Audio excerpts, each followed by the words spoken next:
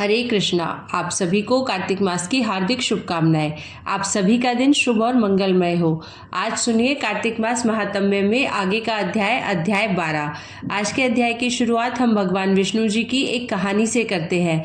तो चलिए कथा का रसपान करते हैं। धन्ना जी का जन्म एक सामान्य किसान परिवार में हुआ था। इनके पिताजी मुख्य रूप से खेती करते थे और गायों का पालन किया करते थे। एक दिन धन्ना जी के परिवार के कुलगुरु, जिनका नाम था पंडित त्रिलोचन, वे तीर्थ यात्रा करके लौटे थे और कुछ दिनों के लिए धन्ना जी के घर पर रुक गए। पंडित त्रिलोचन जी शालिग्राम भगवान की सेवा किया करते थे। वह बड़े भाव से भगवान शालिग्राम की शिला की सेवा करते थे। उनको पुष्प चढ़ाते, उन्हें भोग लगाते और भगवान को भोग लगाने के बाद ही पंडित जी हमेशा भोजन ग्रहण करते थे। बालक धन्ना पंडित जी को यह सब करते हुए देखता था। उसे भगवान की सेवा बड़ी अच्छी लगती थी। जब पंडित जी भगवान की सेवा करते तो धन्ना को बड़ा ही सुकून मिलने लगता था। कुछ दिनों के बाद जब पंडित जी जाने लगे, तब बालक धन्ना पंडित जी से शालिग्राम भगवान के लिए जिद करने लगा। कहने लगे कि मुझे भी ठाकुर जी चाहिए। पर पंडित जी कैसे अपने ठाकुर जी को छोटे से बालक को दे सकते थे। धन्ना जी को उनके माता पिता ने बहुत समझाया, परंतु धन्ना जी नहीं माने। अंत में लोगों ने पंडित जी से कहा कि अरे यह तो बालक है, इसे शालिग्राम जैसा कुछ और देकर के बहला फुसला दीजिए। अगले दिन पंडित जी नदी में स्नान करने गए। वहां से वह एक गोल मटोल थोड़ा बड़ा सा काले रंग का एक पत्थर लेकर के आए। तब वो धन्ना जी के पास आकर बोले, मैं तुम्हें अपने ठाकुर जी को दे दूंगा, लेकिन मेरे पास दो ठाकुर जी हैं, बड़े ठाकुर जी और छोटे ठाकुर जी। तुम्हें कौन से ठाकुर जी चाहिए? धन्ना जी ने झट से जवाब दिया, मुझे तो बड़े ठाकुर जी चाहिए। पंडित जी भी यही चाहते थे। तब पंडित जी ने धन्ना जी को वह बड़ा काला पत्थर, जिसे बड़े ठाकुर जी बता करके धन्ना जी को दे दिया। अब ठाकुर जी को पाकर धन्ना जी बहुत प्रसन्न हो गए। बड़े भाव से उनकी सेवा करने लगे। जब धन्ना जी गाय चराने खेतों की तरफ जाते तो ठाकुर जी को अपने साथ ले जाते थे। धन्ना जी की माँ ने उनको बाजरे की रोटी, साग, अचार और गुड़ खाने के लिए दिया। अब धन्ना जी ने भी निश्चय किया कि वह भी पंडित जी की तरह ही ठाकुर जी को जब तक भोग नहीं लगाएंगे और जब तक ठाकुर जी को खिला नहीं लेंगे, तब तक वो खुद भी भोजन नहीं करेंगे।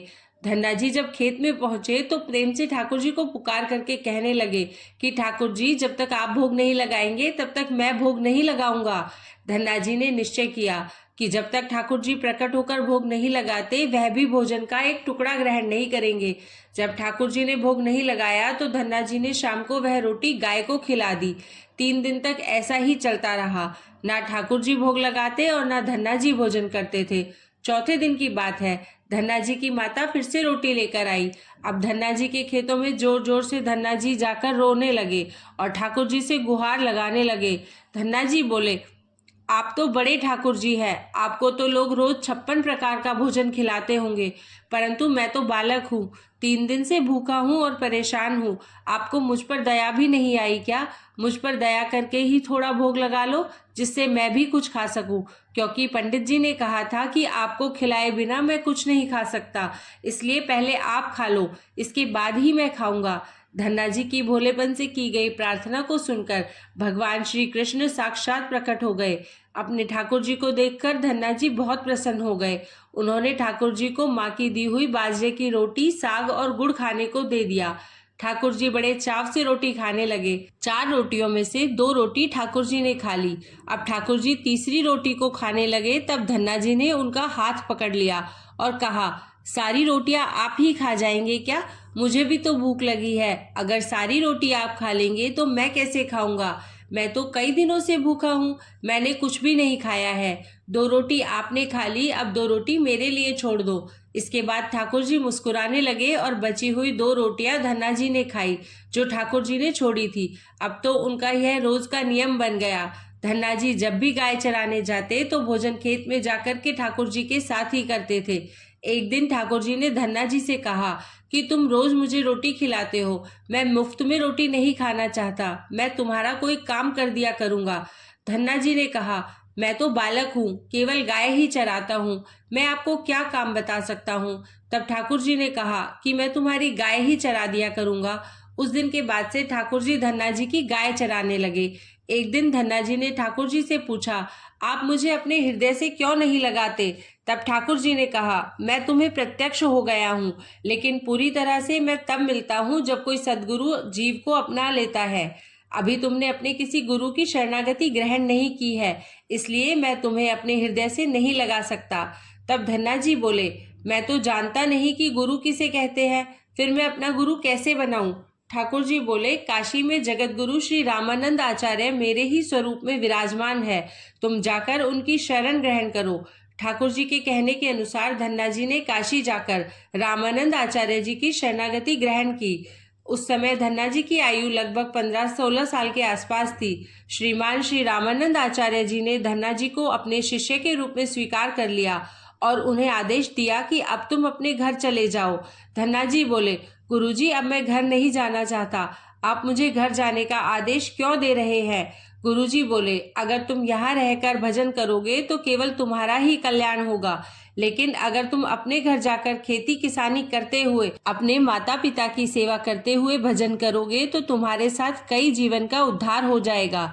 गुरुजी की आज्ञा के अनुसार धन्ना जी घर को लौट आए। इसके बाद जैसे ही धन्ना जी घर पहुंचे, ठाकुर जी ने उन्हें अपने हृदय से लगा लिया। इसके बाद धन्ना जी संत की बहुत सेवा करने लगे।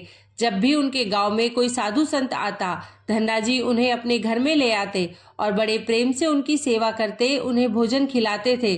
संतों की सेवा करने के कारण अब उनके घर दूर दूर से साधु संत आने लगे। धन्ना जी सभी साधु संतों का बड़े प्रेम से सत्कार करते और उन सभी को भोजन खिलाते।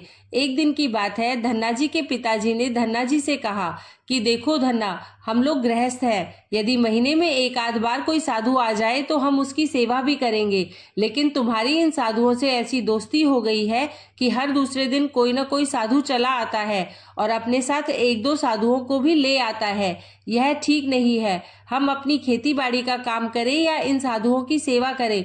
तुम तो अभी बालक हो, कुछ कमाते नहीं हो, तुम्हारा पालन पोषण भी हम ही करते हैं और ऊपर से तुम साधुओं को बुला लाते हो। इस प्रकार इन निठल्ले साधुओं की सेवा करना ठीक नहीं है। इसलिए एक बात कान खोलकर सुन लो, आज के बाद यदि तुम किसी साधु को लेकर के घर आए तो मैं तुम्हें घर में घुसने नहीं दूंगा।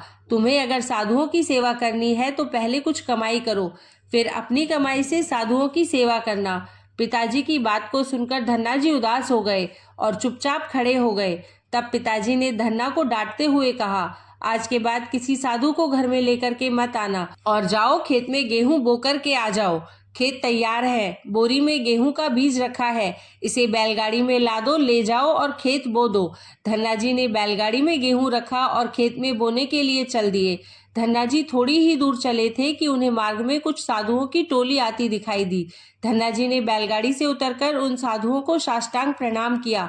संतों ने धन्ना जी को आशीर्वाद दिया और पूछा, बेटा, इस गांव में धन्ना जी का कौन सा घर है? सुना है वह जगत गुरु रामानंदाचार्य के शिष्य है और बहुत छोटी सी उम्र में उन्होंने भगवान का दर्शन प्राप्त कर लिया है।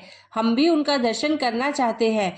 यह सुनकर धन्ना जी संकोच में पड़ गए और वह हाथ जोड़कर बड़ी विनम्रता से बोले, महाराज, मुझे ही लोग धन्ना भगत कहते हैं। संत बोले, भगवान ने बड़ी कृपा की, हम जिनसे मिलने आए थे वो यहीं मिल गए।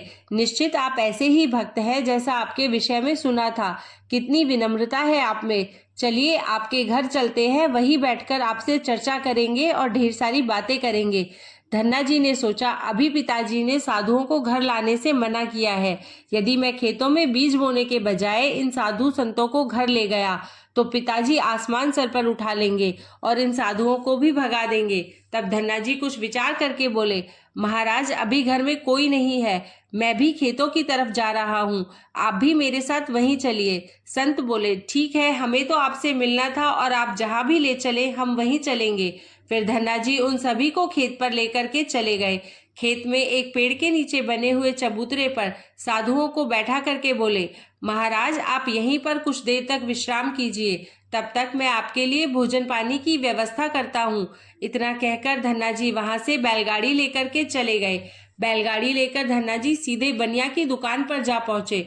वहां पर उन्होंने बैलगाड़ी में जो भी बीज के गेहूं खेत में बोने के लिए रखा था उसे बनिए को बेच दिया और उस पैसों से दाल, चावल और जो भी उससे बनने वाला पदार्थ था, चूरमा, सब सामान खरीद लिया। सामान लेकर धन्ना जी खेत पर पहुंचे। वहां पर संतों के साथ मिलकर बहुत बढ़िया दाल बाटी और चूरमा का प्रसाद बनाया। भगवान को भोग लगाने के बाद बड़े प्रेम से संत और धन्ना जी ने बैठ करके भोजन किया। इस बीच भगवान की चर्चा भी होती रही। संतों को भोजन करवाने के बाद बड़े प्रेम से धन्ना जी ने उनको विदा कर दिया। संतों के जाने के बाद धन्ना जी सोचने लगे कि बीज वाले गेहूं को तो बेच करके मैंने संतों को भोजन करा दिया, अब खेत में क्या बोया जाए। अगर पिताजी बीज मांगेंगे तो मैं कहाँ से बीज ला करके दूंगा, और यदि खेत में कुछ पैदा नहीं हुआ तो मैं पिताजी को कौन सा जवाब दूंगा। यही सोच करके धन्ना जी ने बोरी में रेत भरी और आसपास के लोगों को दिखाने के लिए उस रेत को खेत में बोने लगे। सुबह से शाम तक सारी बोरियां जो रेत से भरी थी, धन्ना जी ने वो सब खेत में बो दिए। आसपास के खेतों के किसान देख रहे थे कि धन्ना जी खेतों में गेहूं बो रहे हैं, वो तो खेतों में रेत बो रहे थे। खेत बोने के बाद धन्ना जी बड़े प्रसन्न मन से घर की ओर चल दिए। वह सोच रहे थे कि खेत में तो कुछ उगना नहीं है तो देखभाल भी नहीं करनी पड़ेगी। धन्ना जी जब घर पहुंचे तो पिताजी ने पूछा कि खेत बो आए, तो धन्ना जी बोले कि पिताजी मैं खेत बो आया हूँ। कुछ दिन बीते, धन्ना जी के पिताजी और गांव के कुछ बड़े बूढ़े लोग धन्ना जी के पास आए और बोले कि तुमने कैसा खेत बोया है, ऐसी फसल तो हमने अपने जीवन में आज तक नहीं देखी। ऐसा लगता है जैसे गेहूं का एक एक दाना नाप नाप करके एक समान दूरी पर बोया गया है और सारे ही दाने उग आए हैं। इतनी सुंदर फसल तो हमने आज तक नहीं देखी। ये सब तुमने कैसे किया। धन्ना जी सोचने लगे ये सब तो उनको ताने मार रहे हैं, खेत में कुछ होगा नहीं इसलिए ऐसी बातें कर रहे हैं। तब धन्ना जी ने आश्चर्यचकित होकर के स्वयं खेत पर जाकर के देखा तो वहां जाकर वह बड़े ही आश्चर्यचकित हो गए। उन्होंने देखा कि खेत में बाली थी, जिस खेत में उन्होंने रेत बोई थी वहां पर अब फसल उगाई थी और इतनी सुंदर फसल उन्होंने भी कभी नहीं देखी थी। फसल को देखकर धन्ना जी को भगवान की कृपा का एहसास हुआ और उनकी आंखों से आंसू निकल आए। धन्ना जी जोर जोर से रोने लगे। जब धन्ना जी के पिताजी और अन्य गांव वालों ने रोने का कारण पूछा तब धन्ना जी ने रोते हुए सारी घटना कह सुनाई। धन्ना जी बोले, पिताजी जब आपने संतों को घर लाने के लिए मना किया था और खेत बोने के लिए जो आपने गेहूं दिया था, उस दिन मुझे मार्ग में कुछ संत मिले थे। मैंने उन संतों को अपने घर नहीं बुलाया और खेत पर ठहरा करके जो भी बीज मैंने बोने के लिए गेहूं लिया था सब बनिए की दुकान पर बेच करके मैंने संतों को भोजन करवा दिया था। इसके बाद मैंने लोगों को दिखाने के लिए खेत में रेत को बो दिया। फिर यह फसल कैसे हो गया यह मुझे नहीं मालूम। धन्ना जी की बात सुनकर उनके पिताजी की आंखों में आंसू आ गए और वे बोले कि मेरा धन्य भाग्य जो मेरे घर में ऐसे पुत्र ने जन्म लिया। आज के बाद हम तुमको नहीं रोकेंगे। जितना हो सके साधुओं को बुलाओ और उनकी सेवा करो। हम तुम्हें अब कभी मना नहीं करेंगे।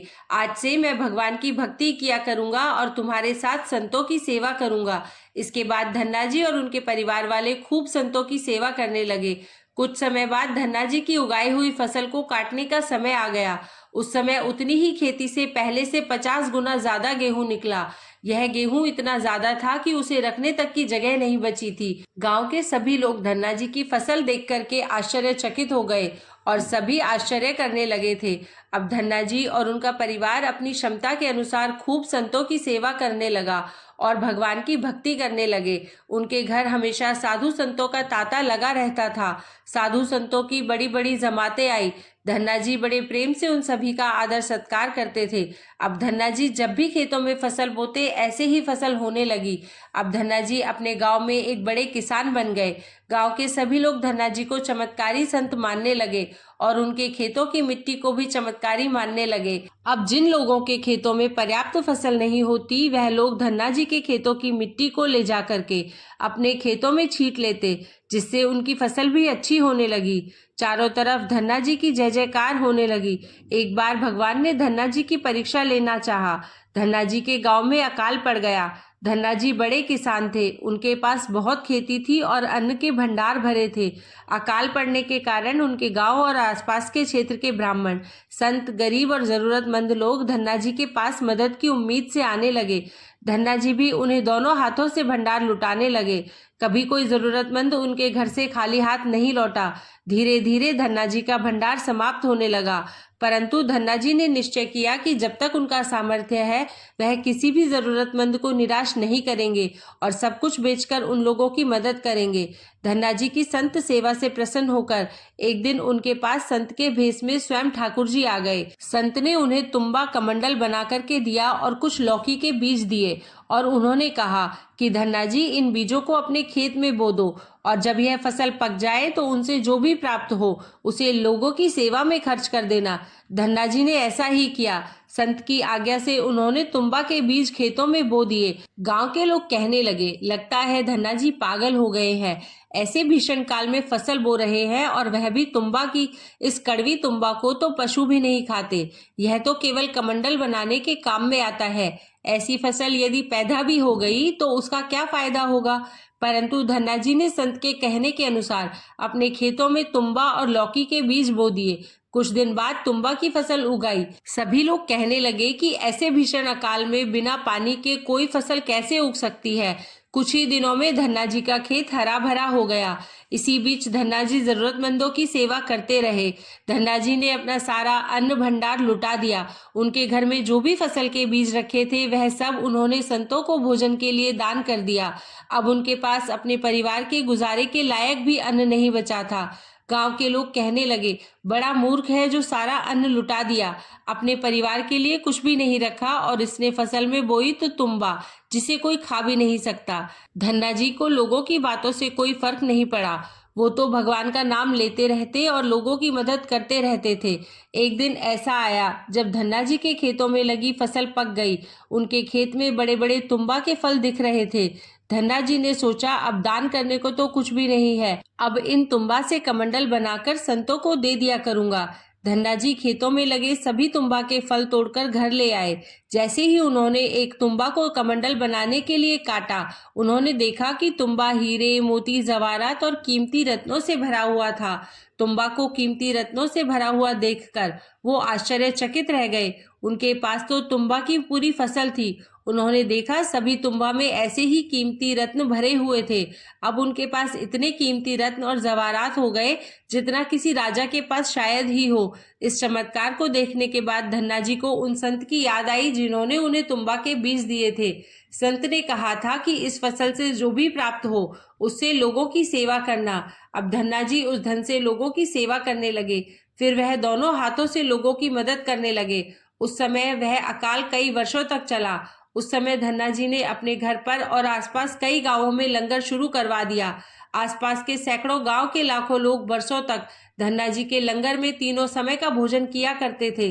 धन्ना जी ने अपने जीवन में बहुत मंदिर, बावड़िया, तालाब और धर्मशाला भी बनवाए थे और हर तरह से साधु संत और जरूरतमंद लोगों की मदद करते थे। लोग धन्ना जी को धन्ना सेठ कहकर बुलाने लगे। धन्ना जी जैसा धनी आज तक कोई नहीं हुआ। वह धन और मन दोनों से धनी थे।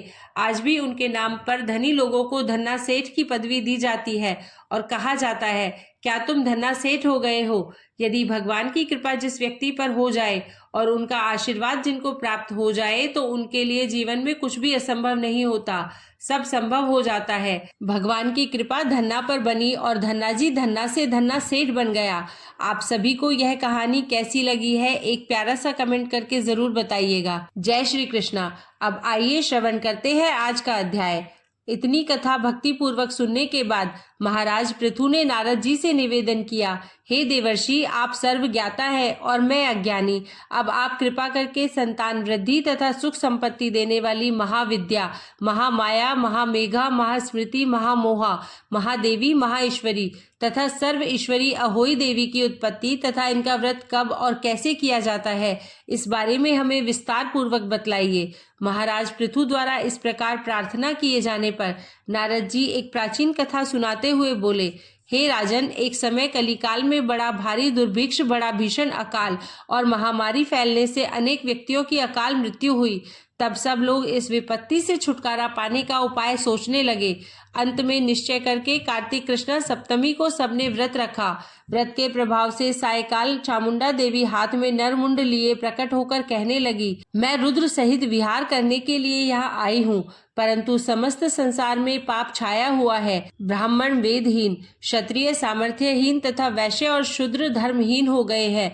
स्त्रियों ने पतिव्रत धर्म छोड़ दिया है, इसलिए सभी लोगों को अहोई का व्रत करना चाहिए। कार्तिक कृष्णा सप्तमी तथा अष्टमी को केवल रोगियों को छोड़कर शेष सभी स्त्री पुरुष सारे दिन भोजन ना करके सायकाल अहोई देवी का पूजन करें। अहोई देवी मेरा ही नाम है, अतः सभी व्यक्ति अहोई पूजन को मेरा ही पूजन मानकर भक्ति भाव से करें। अहोई अष्टमी पूजन का विधान बताते हुए चामुंडा देवी ने कहा, सभी व्यक्ति अपने घरों को गोबर और मिट्टी से लीपकर साफ करें, फिर काला, पीला, हरा तथा लाल इन 4 रंगों से द्वार पर मेरी मूर्ति बनाएं और स्वादिष्ट पकवान बनाकर मेरी पूजा करें। जब चामुंडा देवी यह कह रही थी, तभी एक धीवर की स्त्री बोली, हे माता, हम नीच लोगों का कर्तव्य भी बतलाएं। तब देवी ने कहा, तुम लोग भी मेरे भक्त हो, सो सब लोग मेरा पूजन करके तुम्हारी संतानों को पूजेंगे, तभी उनकी पूजा सफल होगी। मेरी पूजा के बाद कुम्हारिन तथा मालिन की भी पूजा होगी। इतना कहकर देवी अंतर्ध्यान हो गई। सभी व्यक्तियों ने चामुंडा देवी के कथन अनुसार व्रत और पूजन किया तो सबके संकट दूर हो गए और सारा संसार सुखपूर्वक रहने लगा। अहोई अष्टमी की कथा सुनने के पश्चात राजा पृथु ने नारद जी से पूछा, हे ऋषिवर, महीनों में कार्तिक और तिथियों में एकादशी को सर्वश्रेष्ठ क्यों माना गया है? कृपा करके बतलाइए। तब नारद जी ने कहा, हे राजन, एक बार यही प्रश्न सत्यभामा जी ने भगवान श्री कृष्ण से पूछा था। शेषनाग की सैया पर भगवान को निद्रा मग्न देखकर सभी देवता उन्हें जगाने के लिए स्तुतियां, भजन, कीर्तन और गायन वादन आदि क्रियाएं करने लगे। भगवान श्री विष्णु के जाग जाने पर सभी देवताओं ने आवाहन, आसन, पाद्य, अर्घ्य, आचमन, स्नान, वस्त्र, यज्ञोपवीत, चंदन, पुष्प, धूप, दीप, नैवेद्य, तांबुल अर्थात पान प्रदक्षिणा तथा नमस्कार द्वारा भगवान विष्णु का षोडशोपचार पूजन किया। तब भगवान विष्णु प्रसन्न होकर देवताओं से कहने लगे, हे देवताओं, मैं तुमसे प्रसन्न हूँ, अतएव शंख आदि दैत्यों को मारकर मैं चारों वेदों को शीघ्र ही ले आऊंगा। परंतु आज से वेद बीज मंत्रों सहित कार्तिक मास में जल में निवास करेंगे। अतएव कार्तिक के महीने में जो कोई जल में स्नान करेगा उसको यज्ञ करने के समान फल प्राप्त होगा और उसके समस्त विघ्न दूर हो जाएंगे। हे देवताओं, आज एकादशी के दिन आप सबने मुझे जगाया है, इसलिए सब तिथियों में एकादशी की मान्यता अधिक होगी। वस्तुतः कार्तिक तथा एकादशी का व्रत मुझे अत्यंत प्रिय है। आगे की कथा सुनाते हुए नारद जी ने कहा, हे राजन, इतना कहकर भगवान मत्स्य अर्थात मछली का रूप धारण करके विंध्याचल में निवास कर रहे महर्षि कश्यप जी की अंजुलि में आ गए। कश्यप जी ने उनको कमंडल में डाल दिया। जब कमंडल भर गया तो मत्स्य रूपधारी भगवान कहने लगे, हमें कोई बड़ा स्थान दो। तब कश्यप जी ने घड़ा दिया। घड़ा भी भर गया। तब उन्होंने कुएं में छोड़ दिया, परंतु भगवान मत्स्य रूप में तेजी से बढ़ते गए, अतः कश्यप जी ने उनको समुद्र में डाल दिया। भगवान ने एक अत्यंत विशाल मछली का रूप धारण करके दैत्यराज शंखासुर को मार दिया। शंखासुर को मारने के पश्चात भगवान मत्स्य रूप त्याग कर विश्राम हेतु बद्री नारायण चले गए। बद्री नारायण में भगवान ने देवताओं से कहा, हमने शंखासुर को मार दिया है, अतः ऋषि और मुनि जाकर समुद्र के अंदर से वेदों को ढूंढ लाए, तब तक देवताओं सहित प्रयाग में मेरा निवास रहेगा। भगवान श्री कृष्ण जी ने जो उत्तर सत्यभामा को दिया था वही मैं तुमसे कहता हूँ, ध्यान पूर्वक सुनिए। एक समय सत्यभामा जी ने श्री कृष्ण से पूछा, हे प्राणनाथ, जब तक मास और तिथियां बराबर है तब कार्तिक मास और एकादशी तिथि क्यों सर्वोत्तम मानी गई है? तब श्री कृष्णा जी ने कहा, हे प्रिय, शंख नामक एक दैत्य समुद्र का पुत्र था। वह इतना बलवान था कि उसने इंद्रादि देवताओं को स्वर्ग से निकालकर उनका स्थान स्वयं ले लिया। सब देवता उससे भयभीत होकर अपने बाल बच्चों सहित पर्वतों की कंदराओं में चले गए। वह दैत्य सोचने लगा कि मैंने देवताओं का स्थान तो ले लिया, लेकिन वे जीते नहीं गए हैं। ऐसा प्रतीत होता है कि देवता वेद मंत्रों से बलशाली है, अतएव मुझे मंत्रों सहित वेदों का हरण कर लेना चाहिए। जब उसने ऐसा विचार किया तो वेद डर के मारे समुद्र में जाकर छिप गए। ब्रह्मा आदि सब देवताओं ने संसार को वेद विहीन देखा तो सभी देवी देवता भगवान विष्णु की शरण में गए। छंद, व्याकरण, कोश, वैद्यक, ज्योतिष, स्मृति को ढूंढ निकाला।